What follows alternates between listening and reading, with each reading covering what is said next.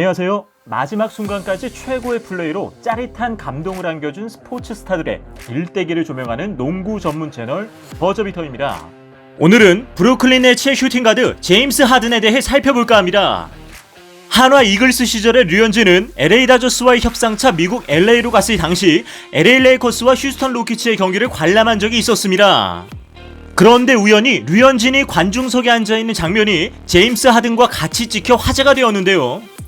당시 류현진의 얼굴 사이즈가 제임스와 비교해 별 차이가 없어 원근법 무시의 마력이 있다며 턱수염이 많은 제임스에게 흑신령이라는 별명이 붙었습니다. 래퍼 레이제이와 섹스 비디오 사건으로 붕 뜬 킴 카사디안은 가족 리얼리티 쇼인 카사디안 따라잡기에 동생 클로이 카사디안도 함께 출연했었는데요. 그런데 클로이에겐 NBA 농구 선수들만 골라 사귀는 취향이 있었는데 그녀와 사귀기만 하면 해당 선수의 성적이 뚝뚝 떨어지는 기이한 현상이 나타났습니다. 트리스탄 톰슨, 라마 오돔, 제임스 하든 등이 그 예인데요. 그녀와 연애하던 당시 제임스가 다소 부진했지만 헤어진 이후엔 지속적으로 MVP 후보에 오르고 있습니다. 1989년 8월 26일 미국 컴튼에서 3남매 중 막내로 태어났는데 그의 어머니는 그의 태명을 럭키라고 지었습니다.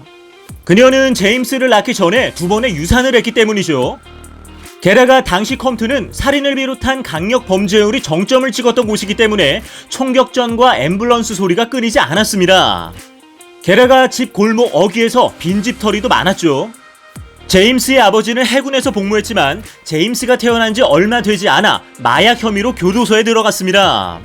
그래서 어머니는 제임스가 나쁜 길로 빠질 수 없도록 자유시간에는 농구 골대에서 슛을 쏘도록 했습니다. 제임스는 문제아는 아니었어요. 학교에서 딱 한 번 문제를 일으킨 적이 있는데 자신에게 관심을 표시하면서 슛 연습을 방해한 여학생에게 농구공을 던져서 선생님이 제게 전화한 적이 있습니다. 컴튼에서 차로 15분 위치에 있는 고등학교에 입학한 제임스는 1학년 때까지만 해도 코치의 평가가 그리 높지는 않았습니다. 당시만 해도 힘이 약하고 속도도 느렸으며 오직 할 줄 아는 건 슛하는 것뿐이었죠. 그래서 제임스는 마누 지노빌리를 롤모델로 정하고 어머니께 다음 쪽지를 남겼습니다. 7시에 좀 깨워주시고 용돈 몇 달러만 남겨주세요. 이 쪽지를 보관하세요. 저는 스타가 될 거니까. 제임스의 쪽지를 본 어머니는 기쁘기보단 두려웠다고 합니다. 제임스에겐 플랜 B가 없었기 때문이죠. 만약 스타가 되지 못한다면 어떻게 할지 걱정되었던 겁니다. 하지만 제임스는 이 시기 유로스텝을 따라 배우면서 돌파를 통한 득점 능력을 기르게 됩니다. 이후 제임스는 자신의 고교를 2005-2006년 연속으로 우승을 이끌어 전국 올스타에 선정됩니다. 당시 UCLA나 노스캐롤라이나와 같은 명문대에서 그를 데려가려 했지만 제임스는 코치와 친구들을 따라 애리조나 주립대에 진학하죠. 신입생이었던 제임스는 평균 17.5점을 기록했고 토너먼트 2라운드까지 팀을 이끌어 올해의 탑10 선수에 선정되었습니다. 대학 2학년 때 제임스는 좀 더 나이가 들어 보이고 싶어 수염을 기르기 시작합니다. 2009년 NBA 드래프트에서 1라운드 3순위로 오클라호마 시티 썬더에 지명되면서 제임스는 어머니와의 약속을 지키게 되죠. 하지만 오클라호마 시티에 도착한 제임스는 그의 생각과는 다르게 벤치 선수의 역할을 맡았죠. 그리고 2년 차부터 제임스는 듀란트, 웨스트브룩과 함께 최강의 빅3를 구축합니다. 얼마 후 브룩스 감독이 그에게 주전 제안을 했지만 그는 팀의 승리를 위해 핵심 식스맨의 역할을 자청했죠. 이후 2012년 제임스는 역대 2번째로 어린 나이에 올해의 식스맨을 수상합니다. 제임스는 오클라호마 시티에서 3년 동안 빅3와 함께 스타의 반열에 올라섰지만 재계약에는 응하지 않았습니다. 구단 측이 시즌을 앞두고 결정할 시간을 2시간밖에 주지 않은 채 푼돈으로 그를 붙잡아두려 했기 때문이죠. 재계약을 거절한 날 밤 제임스는 구단의 GM인 샘 프레스티로부터 한 통의 전화를 받죠. 우린 너를 사랑하지만 정말 미안하게도 너를 휴스턴 로켓츠로 트레이드하기로 했어. 제임스는 케빈과 러셀과의 우정을 생각하며 눈물을 흘렸지만 휴스턴 로켓츠와 5년 8천만 달러의 맥스 계약을 체결했습니다. 그리고 매니저인 그의 어머니와 함께 휴스턴으로 떠났죠. 그리고 더 이상 식스맨이 아닌 더 맨으로서 프랜차이즈 스타 반열에 오를 여정을 시작합니다. 그는 디트로이트와의 시즌 개막전부터 37득점, 12어시스트를 기록하며 폭발적인 활약을 보여줍니다. 그리고 이적 첫 시즌 생애 첫 올스타에 선정된 데 이어 올 NBA 서드팀에 입성하죠. 휴스턴은 전 시즌보다 11승이나 더 따내며 3년 만에 플레이오프 진출에 성공합니다. 때마침 3년 연속 올해의 수비수 수상에 빛나는 드와이트 하워드가 영입되며 두 시즌 만에 팀은 56승까지 성적을 끌어올리며 리그 2위로 플레이오프에 안착했고 2014-15 시즌 팀은 무려 18년 만에 서부 컨퍼런스 파이널에 진출하게 됩니다. 당시 제임스의 시즌 성적은 27.4득점, 7어시스트, 5.7리바운드, 1.9스틸로 오클라호마 시티에서의 16.8득점을 훨씬 상회했습니다. 비록 골든 스테이트에게 시리즈를 내어주었지만 제임스는 2년 연속 올 NBA 퍼스트 팀에 선정됩니다.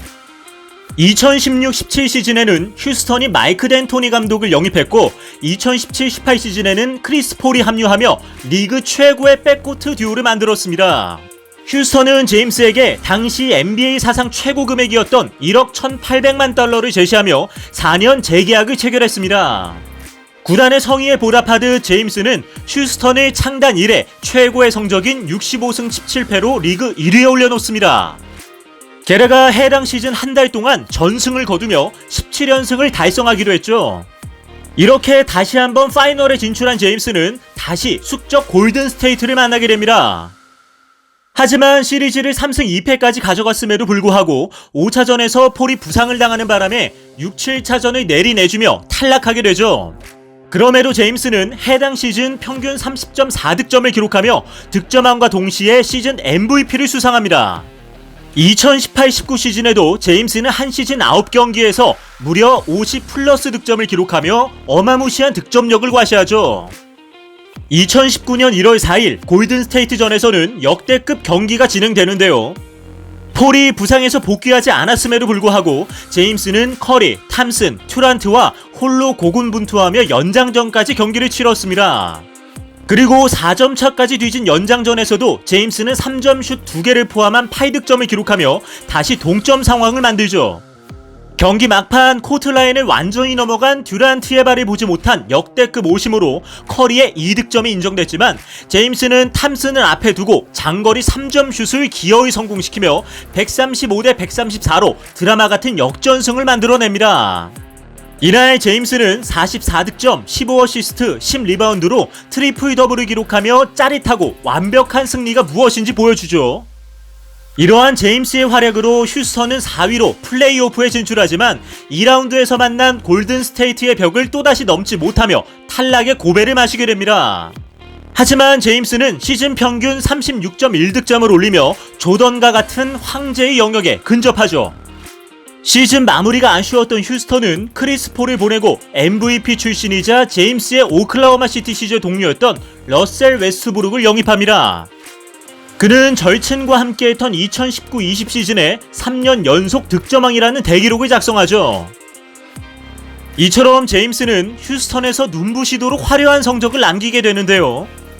2017-18 시즌 MVP, 2013-14 시즌부터 6시즌 연속 올 NBA 퍼스트 팀 입성, 이적 첫 시즌부터 8년 연속 올스타 선정, 3년 연속 득점왕, 2016-17 시즌 어시스트 왕 등 주요 상만 나열해도 떠올리기 어려울 정도로 9년 동안 많은 업적을 남겼습니다. 득점력에 한해서는 역대 최고의 스코어러로 손꼽히는 제임스 하든. 그는 농구 오펜스의 가장 기본적인 세 가지 요소인 슛, 돌파, 패스 능력이 리그 최고 수준이고 패시브 능력으로 자유투 유도 능력까지 장착해 상대 수비수에게 지옥의 사지선다를 끊임없이 강요하는 무시무시한 공격수입니다. 이에 대해 전 NBA 심판은 제임스의 자유투 유도 90%는 정당한 판정이라고 밝힌 바 있습니다. 또한 케빈 듀란트와 더불어 리그 최고의 아이솔레이션 머신으로 불리고 있는데요.